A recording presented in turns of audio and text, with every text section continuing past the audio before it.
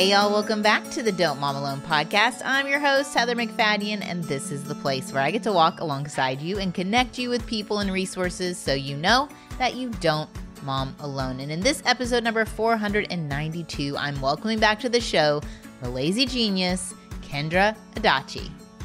That's what the plan, this book, teaches you to do, that there are things that you can create for yourself. There are very kind, simple structures where you start small with one thing and you build on them over time and you iterate and you adjust and you notice what's working and you kind of are very human in the process of it because we are not robots. Our lives are not a machine that we build and then we press a big red start button.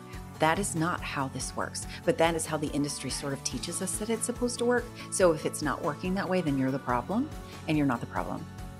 Kendra is back on the show with her big sister vibes. We love her for that. We also love her for her Change Your Life Chicken. If you don't know already, please go Google that. You're welcome.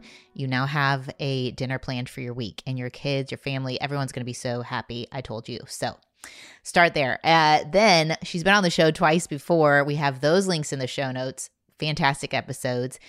Today, we're talking about a little light topic, time management. And what's so fantastic is Kendra is a mom to 3. She runs a business. She's a podcaster, a speaker. She's an author. She gets the challenges, the heavy mental load, and how we've been handed bad tools. There have only been about 7% of time management books written by women. And so she's here to offer a more gentle, more bendy framework called The Plan. Yes, PLAN is an acronym.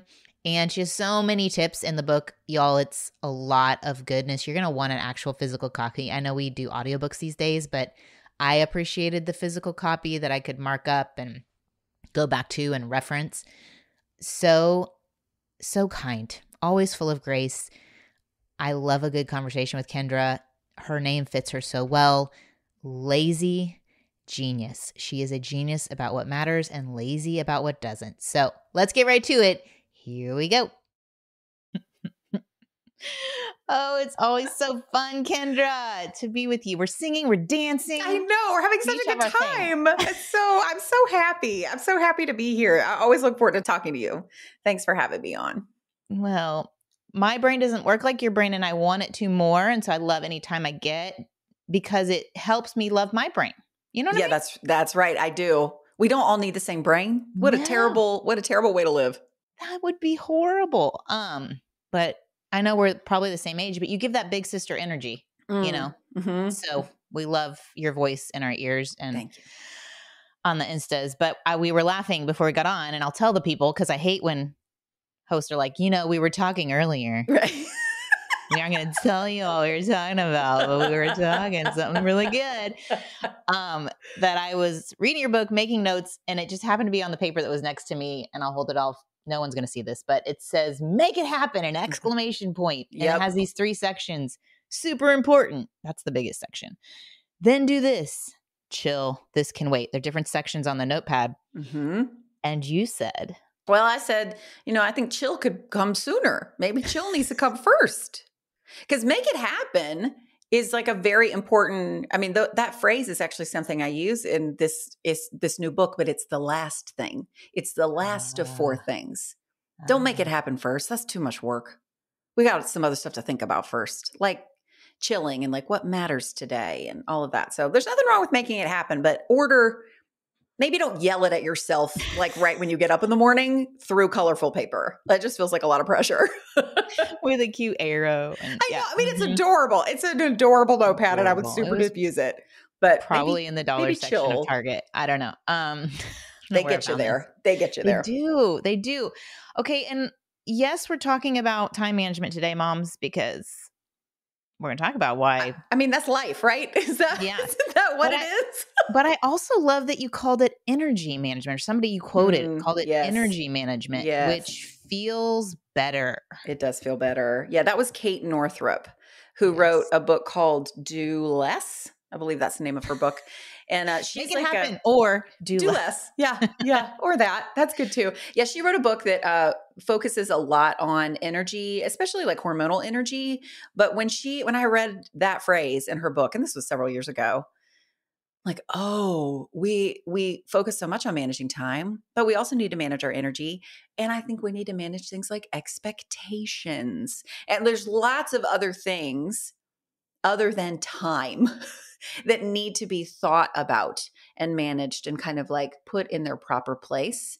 Because if it's just time, if that's all we think about, we're just going to stay stressed out because there's more to manage than that. And this is what makes your book great, because I'll tell you how many books I've read on time management. 0. I've read 0 books. But you point out, what's your stat on how many books were written by women for time management? 7%. So Okay. 93% of books on time management and productivity are written by men.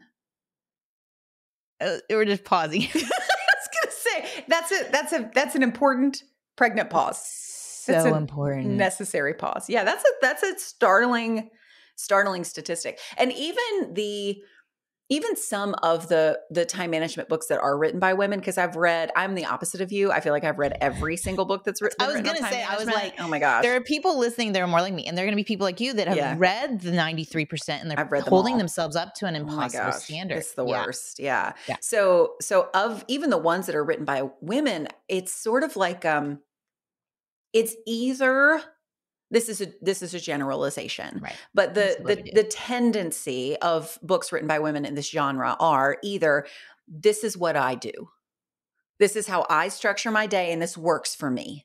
Now, they don't necessarily say it that way, but that's really kind of what it is. It's like, this is what has worked for me, and that's true. We all experience that if we find a snack at Trader Joe's or a skincare thing or a way that we manage a meal plan, or like, we always want to tell all the people if it works for us. We're like, look at this thing. And we forget that not everything works for everyone, that our enthusiasm is such that makes that other person be like, I guess I need to use CC cream now.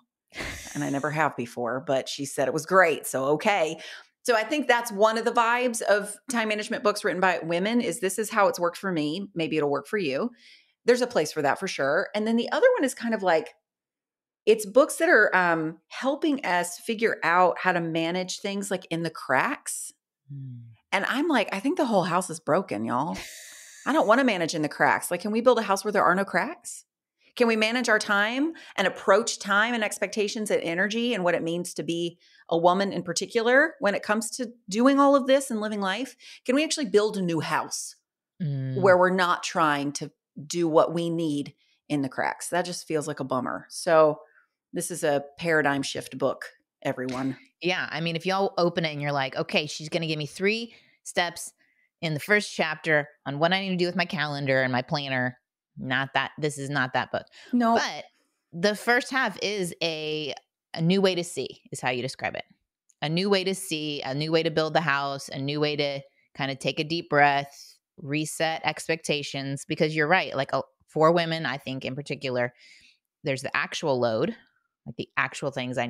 You have 3 children. I have 4 children. 3 now, 1 in college, whatever. Aww. I'm not going to talk about it. But we have a lot of people that have to get food, and we have actual things. Yeah. And then we have the mental things and the expectations of how those things are done and in what order and like how beautiful they are. Or I don't know, like you said, things that maybe don't matter to us, but we feel like they should matter. So maybe let's spend a tiny time on the new way to see. What are your favorite thoughts on that for the mom who's like, I mean, this is coming out in October, early October. So she's like a good, maybe 6 weeks into this new schedule of kids, maybe, or the little ones, they're finally going to Mother's Day out, or like, right. We actually, no joke, we actually chose the October 8th release date on purpose because it's in like one of the busiest times of the year, but it's in this little sliver in early October where you're like just far enough away from the stress of the beginning, but you're not quite into holiday chaos yet. Yeah. Because here's the thing. It's great if you buy the book. You have to read it though. And who has time for that? So I'm like, we can't put this out when no one has time to do anything. There's this little you're like sliver. August 21st, like hold please. I have 7 school meetings. That's right. That's not going to work. And all the women I didn't see over the summer want to get together for dinner. I have like 4 dinners this week. Yeah, I'm like, look at that. Sorry, fam. That's right. That's right. So you're like, yes, okay. there Okay. is an There's element a season of, even for the book there's launch. a season for the book launch. Yes. Okay. So let's talk about a new way to see. And I do want to say, I'm going to explain some of these new ways to see in this tiny time, but also it was essential for me as an author in writing this book, that this is not just like a rah, you can do it book. There is parts of that. Like, I want you to feel like, all right, I'm doing all right. Good job. Like, there's a literal entire section of pep talks. Like, I really am super rah-rahing you. But if you think for a second that there is nothing practical in here, you are wrong. Like, this is both things. So I want, as you hear me, because sometimes when I hear people who are like, and let me tell you how you need to feel about this, and it's only feelings, and I love them, but I'm like, can you also give me a list of 7 things? Can we do both? And I'm giving you both. So just so you know, there are both things. We'll get to the practical. We'll get to the practical things. So as far as the new way to see, there are 2 differences in this book and other time management books that you might read or don't read because you know what's in them and you're like, this is not for me. One of those things is that the goal of most books is some sort of greatness. It's mastery, it's optimization, efficiency at every turn. I don't know about everyone listening. That sounds exhausting. That is not a goal that I want to have. Nor it sounds like is a machine. Like exactly. A machine optimizes. It is a machine. Yes. It's a robot. It's not a human. And the reason that goal is foundational and has remained foundational for most of the most of the books that have come before, the one that I'm talking about now, is that they are written by men. And men have, because of their lack of hormonal differences, they do not have the mental load that women do. I mean, we're hopefully moving in a direction where that is not the case as much. But like culturally, the expectation is not that men hold all the invisible labor of the home. And then also, if you're a male author, if you're an author, you don't have a boss probably. Like if you're writing books, you have a job, but you don't have a boss. So someone who doesn't have a boss or hormones or who runs their home is telling you how to manage your time. Are you kidding me right now? Those are 3 very important pieces of information. So that's one thing that has allowed for greatness to be and mastery to exist for so long in this conversation, because men have a closer relationship to being able to accomplish that because their lives are more regulated and repetitive in many ways. There's more space for that. And so again, that's a generalization, right? Yes, absolutely. Right. Absolutely. Big generalization. So then another big generalization is just that we live in a capitalistic, patriarchal country. And the literal American dream is to hustle and to strive for your potential. Yeah. And I'm all for that in the right context. Like I think greatness, if you are an Olympic athlete, that's the whole thing, is you're trying to be the best by 1/100th of a second. Yeah, we saw that. Yeah. Oh my goodness. So that takes a different kind of dedication. But like if you're home with your 2 children and you're just trying to feed everyone and love people well and like be a reasonable, like not be a shell of a human by the end of the day on most days, you don't need to put forth Olympic level greatness effort. That is not a reasonable goal. Yeah. So the difference here with this book is the goal of our time management conversation is not greatness. It is integration. It is that you are a whole grounded person who is kind to yourself no matter your circumstances. It is time management. It's a wild concept, you guys. It is time management independent of your time, independent of what is happening. You start with being kind to who you are now and staying grounded in that place. Staying grounded is better than staying on task. That being kind to a kid, being like if you're trying to leave the house, and a kid dumps their juice on the floor, and you could just leave the juice, but like then you would come home to another set of problems probably. So it is something to tend to. for me to say staying grounded is more important than staying on task, as you're like hustling to get the paper towels really quickly and clean it up. And you're like, I told you to put the cap on and like, we have to go. Why didn't you listen to me when I said to finish your breakfast earlier? That is not staying grounded. That is not staying connected to your child. Now, do we all do that? Yes. Did I do that this morning when my kid had papers to sign as we're literally walking out the door for carpool? Of course. I'm not saying that we don't experience times where we are disconnected, where we make choices that we have to apologize for, where we're just humans, right? But to say to yourself, it's actually more important that when my kid dropped their juice, which we all drop things, that I look at them and say, oh, bummer. That's all right. Let's clean it up together real quick. Rather than stressing out because you were supposed to be out of the door by a certain time and now you're not. Staying grounded is more important than staying on task.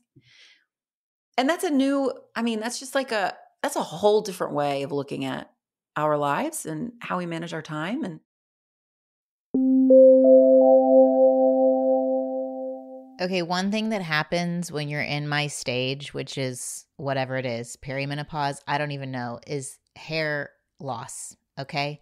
It's on the bathroom floor, it's stuck in the vacuum, it's on the pillow, it's everywhere. Never-ending shedding. Until I discovered Vegamore, they have a brand new Grow Plus advanced hair system. You know I love a product that has clean ingredients, and this one does. It was co-developed with dermatologists, so it's legit, and there's real results. In a clinical study, the Grow Active Plus Advanced Hair Serum reduced shedding up to 87% and improved hair density when used daily for 4 months. It has this skincare-inspired ingredients like Spanish microalgae, which is a prebiotic scalp superfood. It nurtures your skin barrier. Vegamore uses artificial intelligence, actually, to find 2 super potent hair densifying compounds, Japanese beautyberry and encapsulated Rapontic rhubarb. There we go. These 2 plant compounds form Vegamore's patent-pending Grow Active Plus complex. I have loved it. It's super easy to use. Put on your hair after you've showered, conditioned, you get out, you put a little bit of the Grow Active Plus in and massage it into your head. Take on the most advanced approach to hair wellness with Vegamore's new Grow Active Plus advanced system. Learn more at Vegamore.com now. That's Vegamore. It's spelled VEGAMOUR.com/DMA, code DMA to save 20% off your first order. VEGAMOUR.com/DMA, code DMA. And it feels like it's a deeper even work to then be okay yes, with the ramifications of that lateness, because we do live in a society of be here by this time. Like you have to get to school by a certain time, you have to get to work by a certain time, you shove the Zoom meeting at a certain time, and it's like, oh, so sorry, I haven't logged on to the Zoom call. You know what I mean? Like, right. There's a lot of other people's expectations of things happening in a clockworky way that we have to kind of free ourselves from finding identity and worth in other people thinking we might be a little bit of a flibberty gibbet. That's my word. Sure. I am a flibberty gibbet. I love that word, actually. And I think it feels really important to say, like, I love being on time. Like I'm never on time. It's my favorite. I love being on time. Okay. But what I think looking at ourselves and our time this way does for us is it really helps us be compassionate for other people and sort of believe the best in people's best intentions. That if you are someone who values being on time and you are on time and you show up at you're doing like a coffee shop play date where the toddlers are hanging out in the thing and you're not late and your friend is 10 minutes late, and maybe she's often 10 minutes late, rather than resenting her for being 10 minutes late often, you can go, it's hard to get out of the door, and people get out of the door in different ways. And this does not make her less dependable or worthy or valuable, just like being on time doesn't make me more worthy or dependable or valuable. Like there's this spectrum of how we live that is unfair and wrong and like like, I mean, I think it's morally wrong, but I also think it's like actually wrong. Like, it doesn't even make sense. Like we all get to, we live in a culture that values certain things. Yeah. And if you don't align with that normative way of valuable time management or organization or mastery or whatever, then you are behind.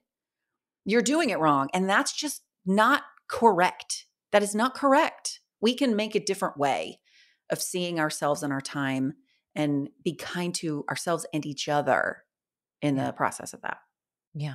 And then there's a second thing that's different about this book and other books is that the other books, they start with the future.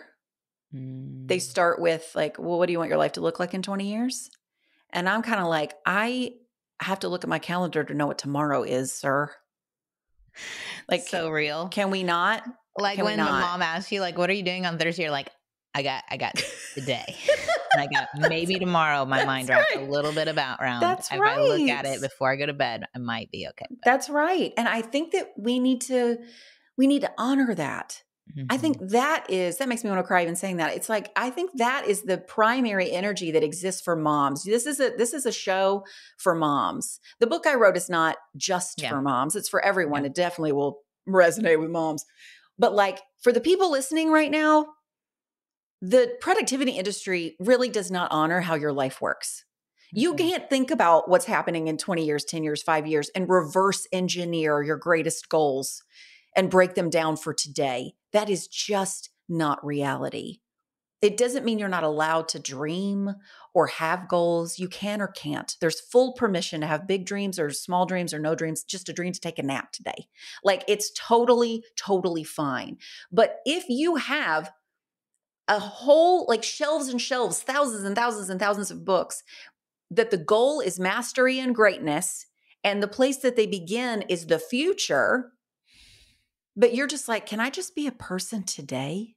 Yeah. Those systems are not going to work for you. You are going to read the books like I did and try to like MacGyver together the best pieces and parts that you can. And you're just, you're like Dick Van Dyke and Mary Poppins with all of his instruments on him. And you're like, I guess we're going to play a song with these things now. I don't know what I'm doing, but we're going to make it work because it's all right here. Or you ignore them completely.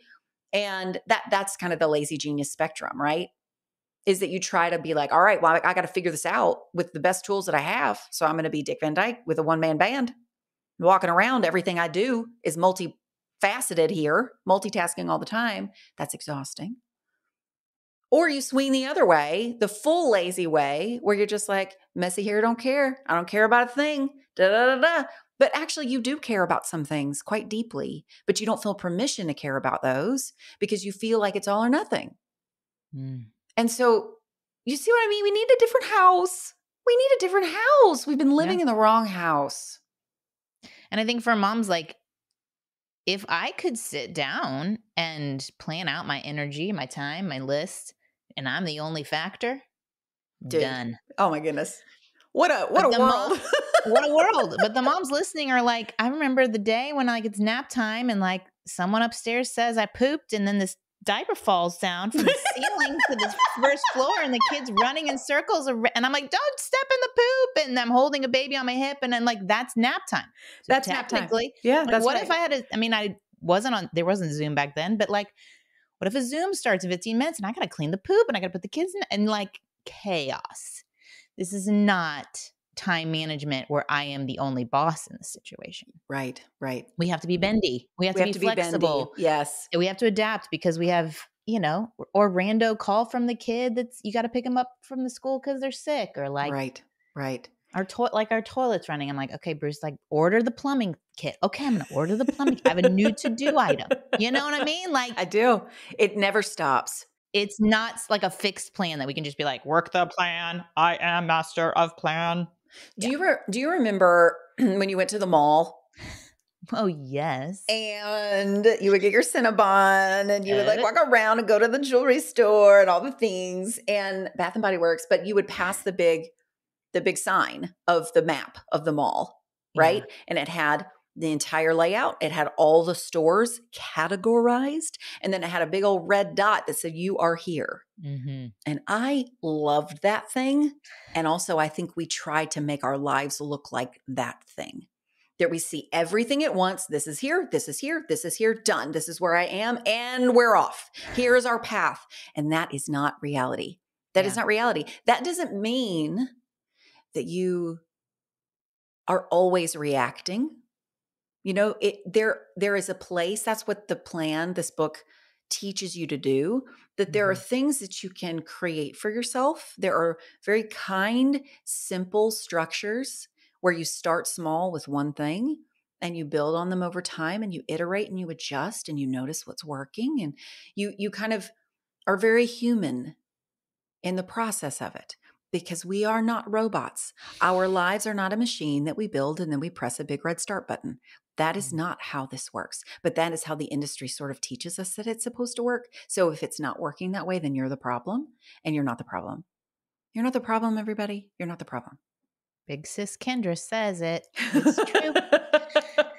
So we've talked about it's integration or groundedness over greatness. You have an acronym. I mean, you're the queen of acronyms. Let's just I love acronyms. I love them. Let's go spade to spade. Does a letter stand for something? Yes, it does. It does. And plan stands for something. And then you get all fancy and then you make it Napple. And then you just, I'm waiting for Applin. I'm just take the letters, mix them up. Who cares if it actually spells something? No, I did do Napple at one point. I know. So tell us. I mean, we're going to get to something practical. I promise. We are. Okay. So here is, I want everyone to imagine for a moment. You are going to kind of a stereotypical, this is hilarious as I'm saying this to you, Heather, who has just been like, I don't read these books, but let's pretend like you're going to like a mom's conference workshop, not a conference, but like a workshop that's teaching you how to manage your time. Mm-hmm. Okay. It is heavily focused on your preparation, right?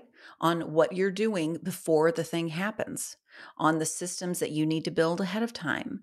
And there is nothing wrong with those things. Those things need to exist. But here is the problem. No one has left us room for the other parts of life, like living, like adjusting what's working, having to adjust because a kid drops a diaper from the ceiling. And you're like, well, that didn't go great. We got to do something different now. We got to adjust. There's a naked poopy butt running around. That's all you need to know. This feels like this is an urgent situation. Like we do have to pivot to this, right? This is a reasonable pivot. We do. We have to adjust. For sure. And then we also want to be present enough that we're noticing how we're doing, how a kid might be doing, what's sort of working. Like, oh, I created this system. Have I actually looked at this in a while? Did I start this summer writing out a chore chart on a whiteboard in the kitchen? And then as I was doing, this is a real story. At the beginning of the summer, I'm writing a chore chart in the kitchen. Bless your because I'm sweet like, here heart. we go. We got it. We're doing it. We're doing it every summer. We're doing it. And then my oldest walks in, and he's been with me the longest. He's almost 15. He is a very direct speaker. And he said, Mom, why are you doing that? We're going to quit it in a week anyway. Truth and I was teller, like, dude, he is so right. This is such a waste of time. We're not, because this is too big. This system that I'm building is too big. And so anyway, I say all that to say, PLAN is an acronym. Prepare, live, adjust, and notice. And when you do all four of those on the foundation of the season of life that you're in and what matters right now where you are, and you do those four things equally. This is not a linear acronym where you prepare and then you live and then you adjust and then no, that's robot energy. We're not doing robot energy. It's actually a pyramid. There's like a picture in the book. I'm doing my hands. Yes, she's doing a pyramid. It's a plan. Pyramid. That's right. It's a plan pyramid. Technically, it's a tetrahedron.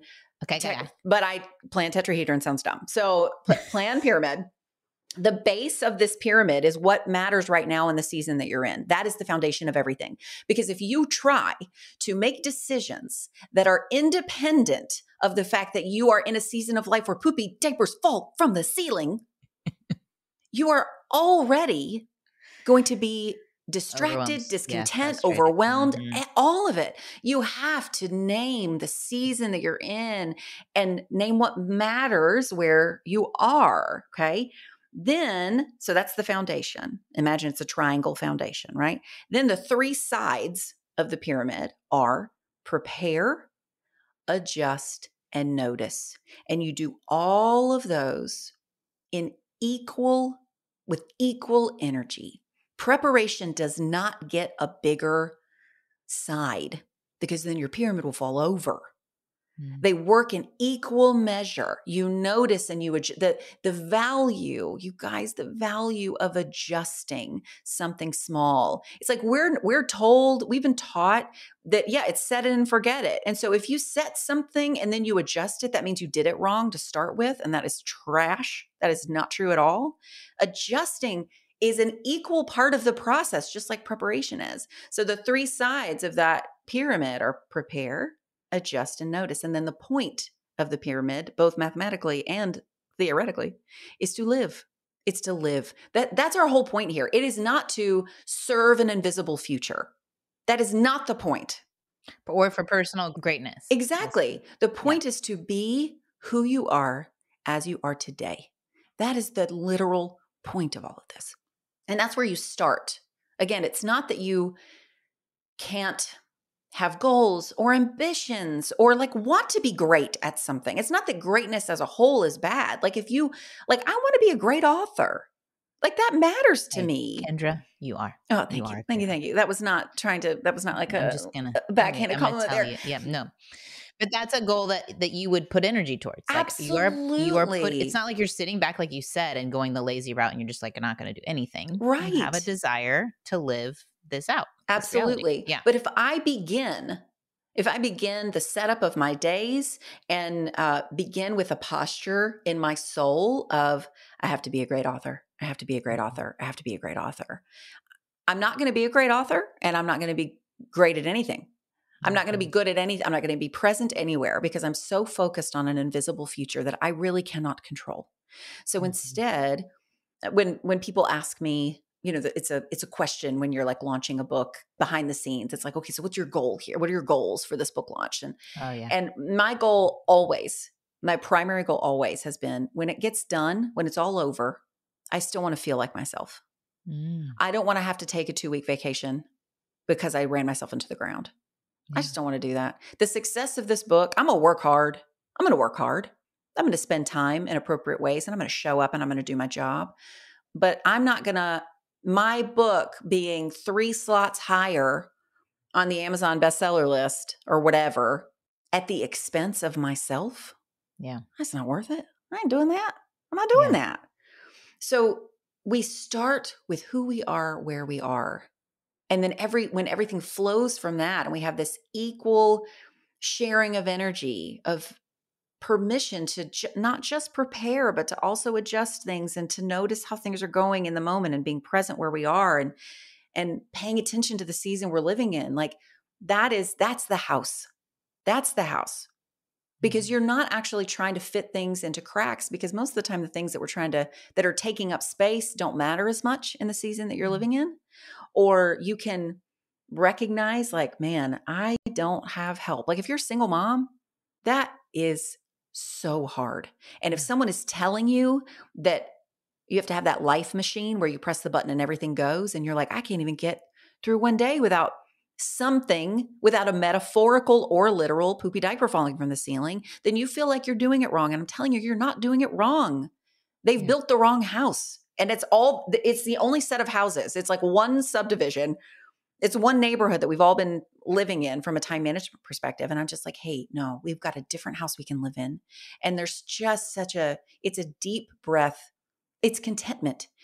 It's time management that's oriented around contentment. Yeah. Not complacency, not settling, not caring. Yeah.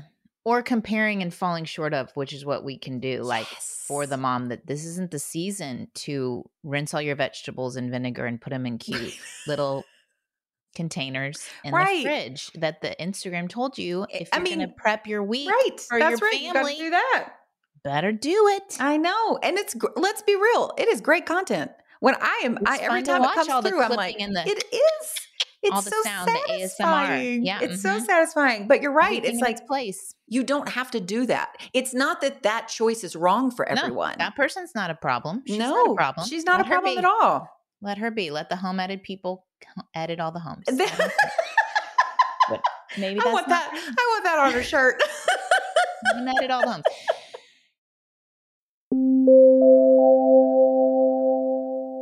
Okay, isn't it big sister vibes to kind of tell you what makeup has worked for me? And I feel like I have come on here and told y'all how I love the unicorn of makeup, Thrive Cosmetics.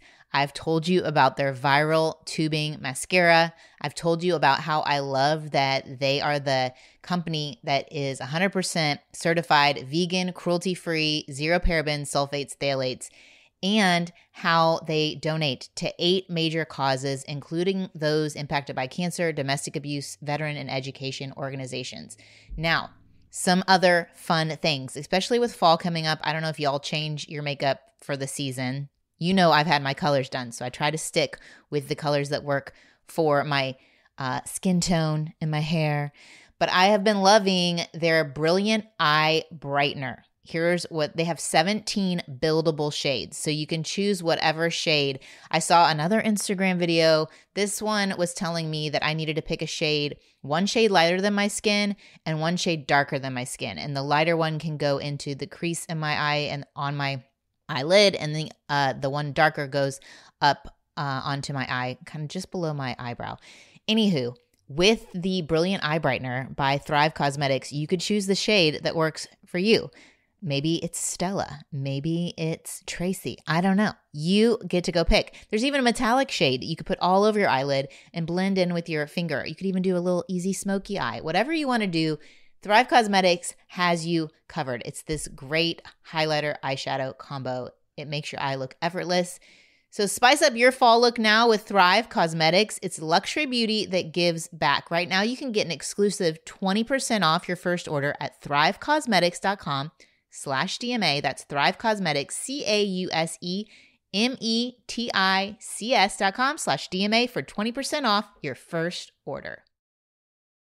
This episode is sponsored by BetterHelp. Now, I know Kendra is sharing this great advice, and maybe you are so overwhelmed you don't even know where to start. You don't even know where to apply it. Maybe there's a lot going on in your heart and mind behind the scenes. No one is seeing. You're wearing a mask. You're keeping it all together on the outside, but inside you are really struggling. Well, I know for me, that was my story back when I had 4 young children and I saw a therapist, and it was incredibly helpful to untangle from some of the lies I was believing about my actual tasks I had and the additional mental load and responsibility I was carrying that was not mine to carry. If that's you and you've been thinking about starting therapy and you don't know where to start, I'd love to introduce you to one next step. It's called BetterHelp. It's entirely online. It's convenient and flexible and suited to your schedule. It's perfect for moms who are wondering, when am I going to make time for this? Just fill out a brief questionnaire. You'll get matched with a licensed therapist, and you can switch therapists at any time for no additional charge. I'd love for you to be able to take off that mask to share what's actually going on with BetterHelp. Visit betterhelp.com/DMA to get 10% off your first month. That's BetterHelp, HELP.com/DMA. But it's better too than, and this is where I struggle because my method currently is I look at my day. I look at the fixed items on my day. This child has to be at this school this time. I have an interview with Kendra at this time. This child needs to be picked up. I have this meet up. And then I put a list of all my to-dos, and then I try to plug them into the spots that I have chunks of time. Yep. But it's still a to-do list. And I love that you're like, there's a better to-do list. So we have a few minutes. We have about 8 minutes. Might give you 10. You have a lighten the load framework that I would love for you to kind of move us into, like some practical, like, and you kind of say it creates a decision queue versus a to-do. Like this is more than just check some things off, because we can sometimes make ill-fitting to-dos. We can make them say something like, make the house better. That's what mine would say right now. Yeah. And there's like so many layers. There's like decluttering, and then there's like actual things need to be fixed, and design decisions need to be made, and things need to be purchased. Like there's like 25,000 to-dos under make the house better. It's so many things. And my biggest, honestly, let's say we had 60 seconds and you were like, what's your biggest to-do list tip? Hack. I would say don't put projects on your to-do list. Ooh. Recognize what is a project. If something has multiple pieces and parts, if it has more than one decision or action, it's too big to be on a to-do list. Yeah. So that, I mean, right there, that could change your to-do list. Because here's the other thing. Yeah. I believe, there's no data to support this. This is completely emotional and anecdotal, but I believe that the energy of your to-do list rises to the level of the most difficult thing on it. So if you look at your list and it says make the house better alongside, pay the electricity bill or sign the form or whatever, you're going to be like, well, I'm just not getting anything done. Like it's deflating at the gate. It's like learned helplessness. It's kind of like, oh gosh, well, I guess I can't do anything. I guess I can't do anything. Oh, well, ho hum. And now we're back to the lazy side of things where you don't care anymore, even though you really do care. Okay. So fix it. Yes. Fix so it. that's my biggest like to-do list tip is don't put maybe just notice if you're writing a project on your to-do list and just maybe move it separate, move it to a different part of the notepad. It needs its own book. It needs its own little column. Well, and that's the other thing. So the light and the load framework, there's a whole chapter in the book about it. And if I were to explain sort of every part in sequence, one might actually be overwhelmed, because if you look at it as a complete system that you have to do every part in order for it to work, then you might be overwhelmed. I've been building this system almost my entire adult life. Mm-hmm. And so it's an intuitive thing that I had to sort of name. What's great about it, though, is you could take one part of it and you start to apply it to your own list, and it's going to make a difference. So in sort of explaining some of these things, but here's the gist of the light and the load framework. So there's four steps here. And begin, it's like an imagination station here. Begin with your most overwhelmed brain. And you're just like, I just have too much to do. I have too much to do. Okay. Which could be feeling like that every day. Yes. It's a paralyzing feeling.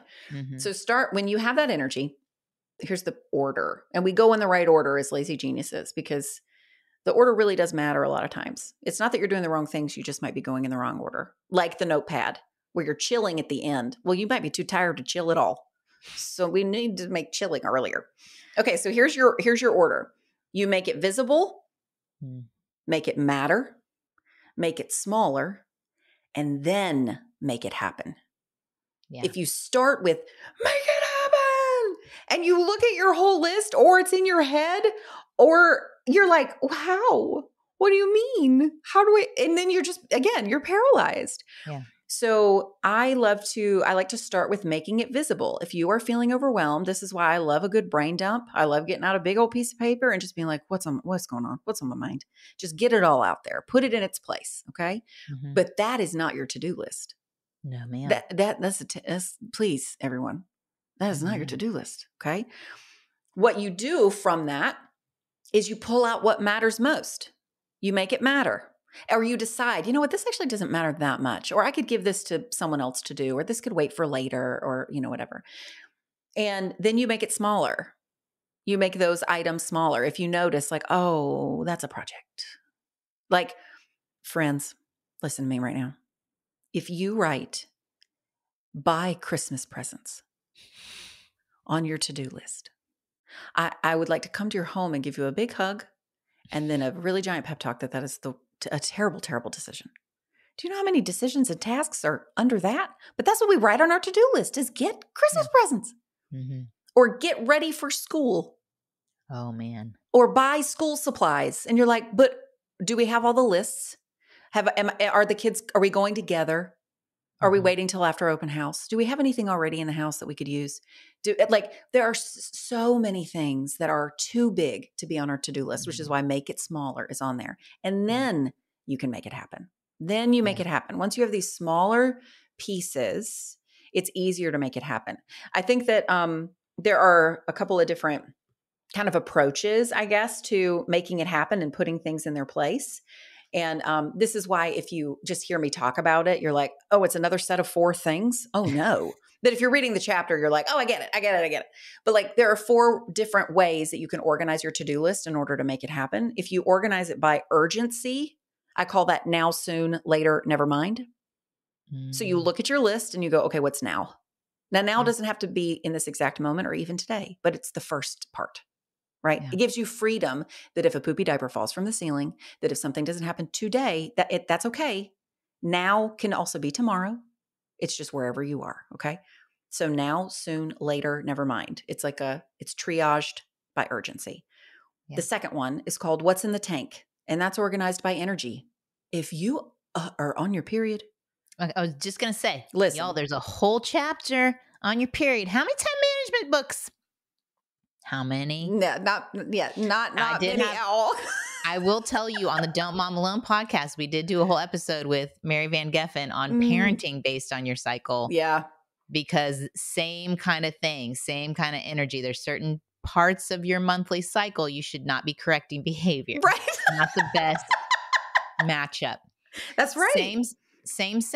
And I really loved this chapter of yours. Like even, I will say though, I was in my menstrual phase, which is you compare to like the winter season. Yes. Which is great how it all lines up. The 4 parts. It's wonderful. That's great.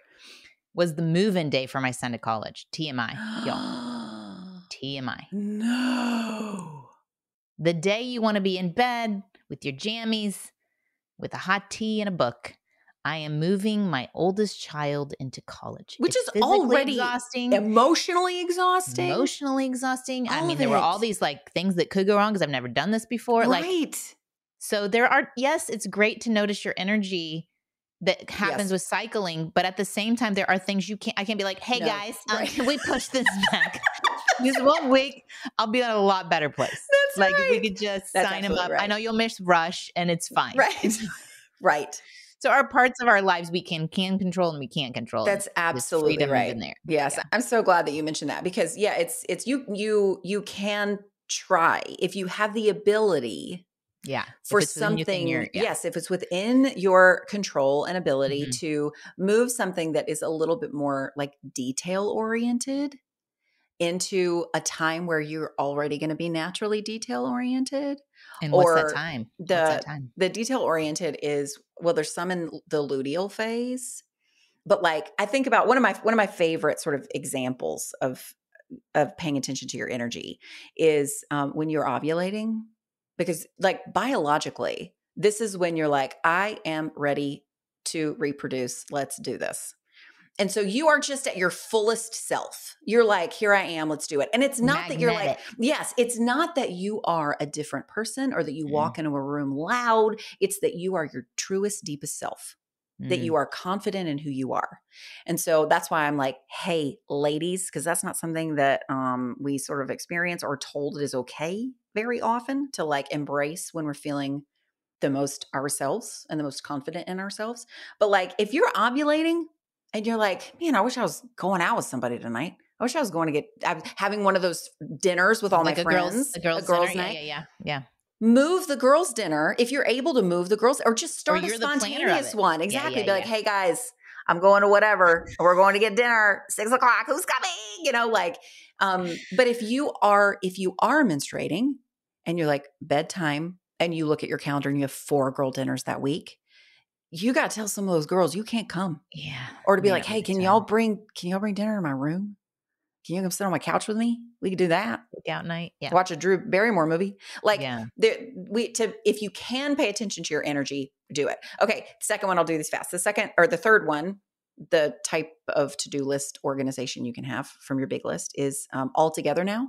I call it all together now, which is kind of batching. It's organizing things by similarity. Because if you have, I will say the smaller you make your tasks, the more you're probably going to have. Now, they're very doable and check offable, but depending on the busyness of your day or season of life, you may look at the 20 things that you just wrote down that are, again, doable, but it's like, that's so many things. But when you go, these are the phone calls I need to make. These are the errands I need to run. These are the returns that I'm making. These are the decisions that I have to make that require me to talk to someone else first. If you group things by similarity, suddenly it's much more manageable. Yeah, I love that. And then the fourth one is pick one. Pick one, which is a to-do list that is organized around your humanity. If you're like, I don't know, or I don't have the energy for anything, or you're worried, like, what's the right thing to do right now? I don't know what's urgent. Just pick one. It's okay. And you know what you could pick? Nothing. You could pick, I can't right now. You could have chronic illness. You could have been hit with grief. You could have had one too many poopy diapers fall from the ceiling that day. And you're like, you know what? I'm out. Your son might have gone to college. Your son might have gone to college. You just need to sit in his room. One of my friends, she just laid in his bed. Oh my and cried. gosh. Of course. Like we have to leave. Yeah. Time management systems don't leave room for life. Yeah. And you have to that's the whole point. That's the whole point, is being present in your life. Yep. So, Y'all got to get the book. I mean, and listen to Kendra's podcast. Well, that's very kind. But no, I do want you to. She's cranking out this kind of content, y'all. I do want you to get the book, just because, like, if you never hear me say any word again, truly, this book this sounds very dramatic, and I'm trying to not give that disclaimer every time I say it in a safe place. But like, I feel like this book was why my life is the way it has been and why I'm on this earth. I'm not kidding. Like it was such a spiritual experience. It felt very ordained. And I feel as though this is a message that is so deeply needed and no one is saying. And I feel really honored and humbled to have the sort of the mix of like big sister energy. I'm gifted at systems and lists and making complicated things simpler and make sense. But I also have been through a lot of trauma and therapy and difficulty in my life that brings in this huge undercurrent of kindness and compassion. And I'm just like, I'm itching for women, especially, to get this book, because it is not what you think it is. It is not another time management book that's going to make you feel bad at the end. It's because we don't need any more of that. We need to feel like who we are, where we are, is okay and good and valuable, and still then from there have tools to like, okay, well, let's try to get some stuff done. But if I don't, I didn't break a promise to myself that I was going to keep this system going, or, that you don't make yourself feel bad at the end of the day, like that you are who you are as you are right now. And that's a beautiful place to start. Love it. I love it. And I think for moms whose lives are full of things that go unseen, it can just be a reassurance that it's not wasted time because it's not productive time. That's right. Visibly productive. They aren't doing something that adds up to something that people can see. They are making humans into better people. But hey, that's undervalued in our society as well. So right. Thank you, Kendra. Thanks for having me. Thanks for creating this. Thanks for being on here. Never enough time, but it's fine. It's fine. Wanting more to be with someone is better than the opposite, okay? That's fair. I'll take that. I would rather that. So thank you. Y'all will link to everything. You know the drill. I'm blessings over the whole launch. Thank you. It's exciting. I appreciate that. Thank you. I hope this got your brain working a little bit towards a solution for your own life. I always love people who come on and are like, what will work for you? And maybe it's you need to spend time with God and you need to ask him, what are main goals and what should be my focus right now? And maybe filter out your days and your plan based on what he brings to mind. Maybe there's a tool that Kendra brought up that you'd like to implement. Make a plan for that. Sit with God and say, what was for me from this episode? What's not for me? Am I letting tasks be the main goal instead of compassion and kindness towards others? Am I letting other people's drivers of success be my drivers of success? So I hope that can be helpful. I'm going to pray for us right now. Lord, I know time is a construct that you are not bound by. And I pray, Lord, that although we live in a world that time is important and that it determines a lot of things, I pray that we could be tethered to your spirit and we could know when what seems like an emergency actually isn't, that you could help us focus in on what you're seeing is valuable in this current season for us, this space, this time, and what to put our gifts and talents and energy towards. I pray that we would be just really connected to you, connected to others, connected to our kids, so that your kingdom could come, so that we could put your plans first in our hearts and minds, and that there would be peace. Yes, life is full, but Lord, that we could have peace in the midst of it that comes from you. In Jesus' name, amen. Okay, I am reaching out for your help. It is my 500th episode coming up in just 2 months. And while that's just a number, and actually we probably released 500 episodes, we just haven't numbered them 500. I reached out to my Don't Mom Alone email people, and one gal, Heather, such a good name, she had a good idea. She said, what if you invite listeners to call in and share one change they've made in their lives that's helped them not mom alone, and maybe share those clips so y'all can learn from each other. She said she heard recently it takes 164 hours together to make close friends in adulthood. And she said that can be both encouraging and discouraging, validating that, wow, this is why it's so hard. And also like, how am I going to spend 164 hours with someone? So she'd love to hear people's ideas. Maybe it's a friend who has decorating gifts and you go shopping for home decor with them, or you start a monthly hiking, biking group for moms right after school drop-off time. She said she did that and she had her first biking trip and 3 ladies showed up and it was great.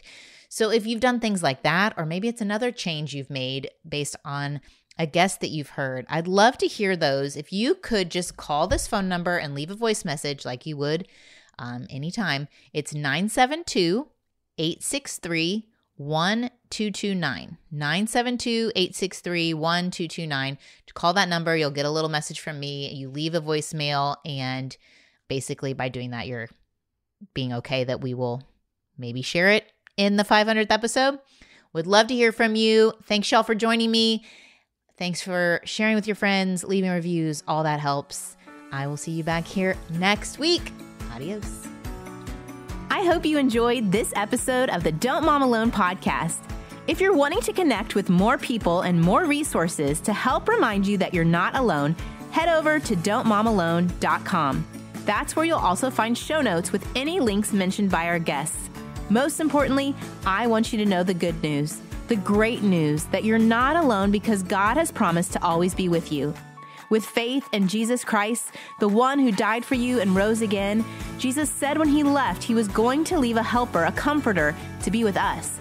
God in us. Moms, that's superpower. So while you're washing dishes at your kitchen sink, while you're driving to and from work, while you're feeding that baby late into the night, while you're cleaning sticky floors, God promises to be just as present with you as when you're worshiping in a church pew. As it says in Zephaniah 3:17, the Lord your God is with you. He is mighty to save. He takes great delight in you. He will quiet you with his love, and he will rejoice over you with singing. Now that's good news. Have a great day.